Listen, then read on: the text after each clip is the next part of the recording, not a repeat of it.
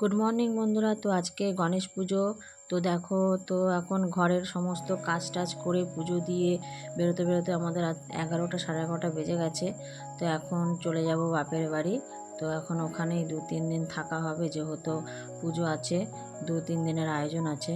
তো চলো, তো যেতে যেতে তোমাদের ওখানের ব্লগটা দেখাবো। তো তোমরা পুরো ভিডিওটাই দেখতে থাকো বন্ধুরা।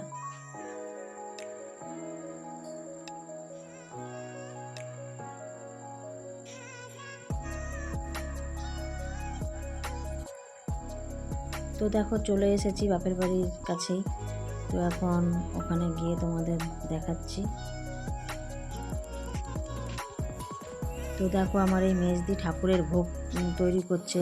তো অ্যাকচুয়ালি কী হয়েছে, প্রতি বছরই আমাদের রান্নার ঠাকুর রাখা হয়। তো এবারে রান্নার ঠাকুর রাখা হয়নি। তো ওই জন্য দিদি তো প্রতি বছরই ভোগটা করে, আর এইদিকে আমরাও হাতে পাতে করি। তো আমিও আসতে একটু দেরি করেছি, তো ওরাই হাতে পাতে করছে। তো প্রচণ্ড চাপ হয়ে যাচ্ছে। তো এখন ওই জন্য সবাই মিলেই করছি।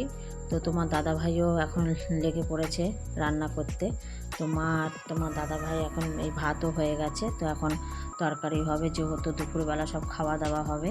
তো আগের দিনও নিরামিষ খাওয়া হয়েছে, তো গণেশ পুজো এখনও নিরামিষ খাওয়া হবে।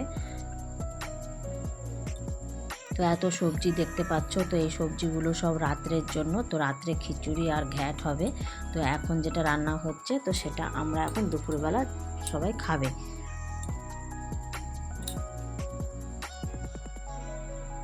তো এই যে আমাদের গণেশ দাদা, তো গণেশ দাদা এখন স্নান করছে। তো স্নান করে রেডি হচ্ছে। তো দেখো, পুজোর সব আয়োজন করা হচ্ছে। যেহেতু পুজোটা একটু দেরি হচ্ছে, 3টের সময় পুজো হবে, ওই জন্য সময়টা একটু পাওয়া গেছে। তো এই যে ঠাকুরের ভোগ সব করা হয়ে গেছে।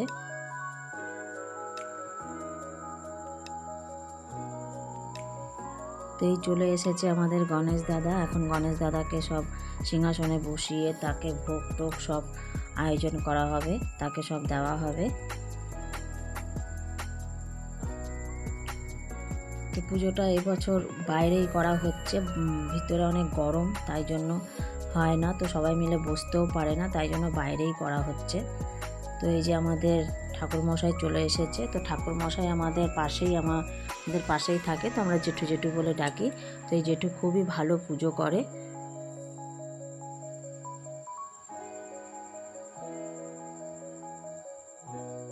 তো পুজো হয়ে গেল আমাদের এই খাওয়া দাওয়া। তো দেখো, এই রাত্রেরও খাওয়া দাওয়া চলছে। তো ভিডিওটা যদি ভালো লেগে থাকে তাহলে তোমরা একটা লাইক সাবস্ক্রাইব করে দিও।